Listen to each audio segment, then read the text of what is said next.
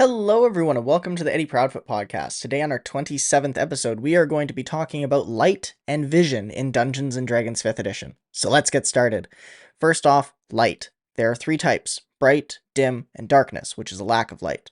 Bright light, obviously, coming from the daytime, but not so obviously, coming from light sources. Light sources produce both bright and dim light. At the edge of the bright light, we get to the dim light. So every light source will come with two radii. Starting at wherever the source of light is, and then going outward in a radius, we have the bright light, and then there's the additional radius of the dim light. So if you look at torches, lamps, lanterns, they'll all have two radii. They're not always the same, so keep that in mind.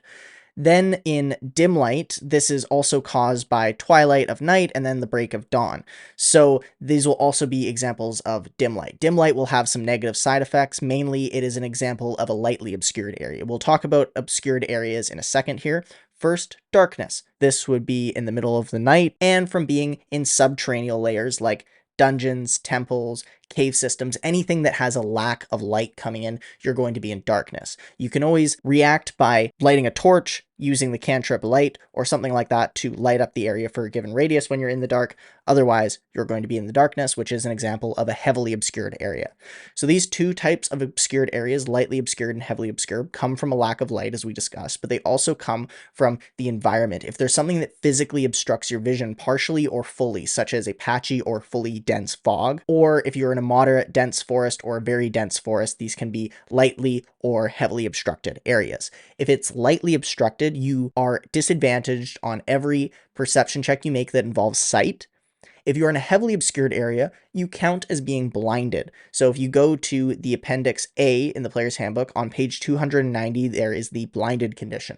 And it says that you automatically fail all sight-based checks. So that's perception or other types of checks. Not only that, you are disadvantaged on all attack rolls you make while blinded, and creatures have advantage on attack rolls against you. So do not fight when you are in heavily obstructed areas unless you absolutely have to, because it's going to be very difficult for you to land hits. Okay, so those are the two types of obstructed areas. We already talked about the types of light. The other thing to discuss in this episode is the three types of vision. So the first one is blindsight. This is mostly for monsters, but blindsight is how creatures in D&D see when they don't have eyes. So this is by other means, such as echolocation or heightened senses.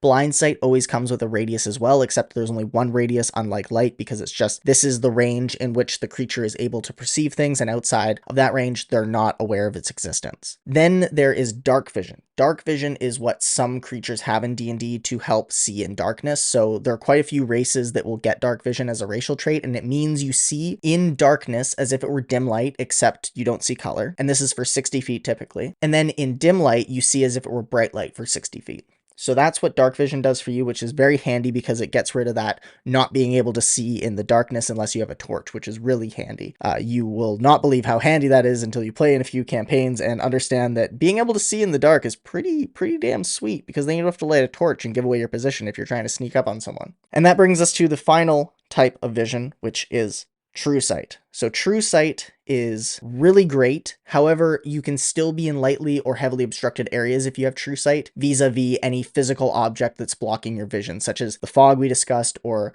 the dense forest. But if you have Truesight for a specific range, you are not affected by any type of darkness. If you are in magical or non-magical darkness, you see as if it were normal.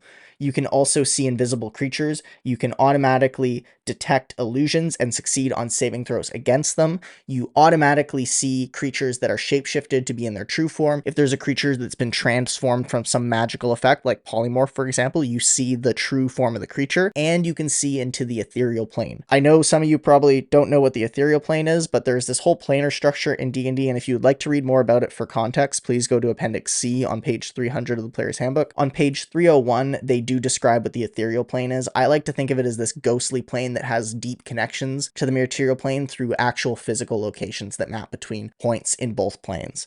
That's more or less what it is, but that's a very gross oversimplification, so feel free to go read more about that in your abundance of spare time. Okay, that's everything I want to talk about in today's episode of the Eddie Proudfoot podcast. If you enjoyed it, please follow us on Instagram, Spotify, or Twitter. And as always, may the gods have mercy on your soul.